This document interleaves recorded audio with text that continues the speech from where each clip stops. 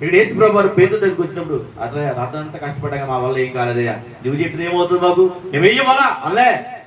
పేతురు ఏం చేసి తెలుసా, అయ్యా అయినా నీ మాట చెప్పునా వల వేస్తాం. హల్లెలూయా. అంటే మాటకి విధేయత చూపించాడు దేవుడి మాటకి విధేయత చూపించి ఆ విధేయత కలిగి ఆయన ఎప్పుడైతే దేవుడు చెప్పిన చోట వలేశాడో, హల్లెలూయా, దేవుడు చెప్పిన చోట వలేశాడో విస్తారమైన చేపలు పడ్డాడు. రాత్రంతా కష్టపడ్డాడుగా. హల్లెలూయా. రాత్రంతా కష్టపడ్డాడు. మీ ఆత్మీయ జీవితంలో కూడా ఒకసారి గుర్తు పెట్టుకోండి, మనం ఎంత కష్టపడినా దేవుడు లేకుండా ఏ కార్యము చేయలేదు. మనం ఏం చేసినా దేవుడి సన్నిధి లేకుండా ఏమీ జరగదు. రాత్రంతా కష్టపడినప్పుడు యేసయ్య పేతురు దగ్గర లేడండి. హల్లెలూయా. ఆ రాత్రంతా శ్రమపడినప్పుడు యేసయ్య పేతురు ఆ బ్యాచ్ దగ్గర లేడు, ఆ వల వేసే దగ్గర లేడు, ఆ పని చేసే దగ్గర లేడు, దేవుడి ఆలోచన లేదు అక్కడ. అయితే ఉదయం ఎప్పుడైతే లేచి దేవుడు మాట విని ఆ మాట ప్రకారం నడిచాడో ఆ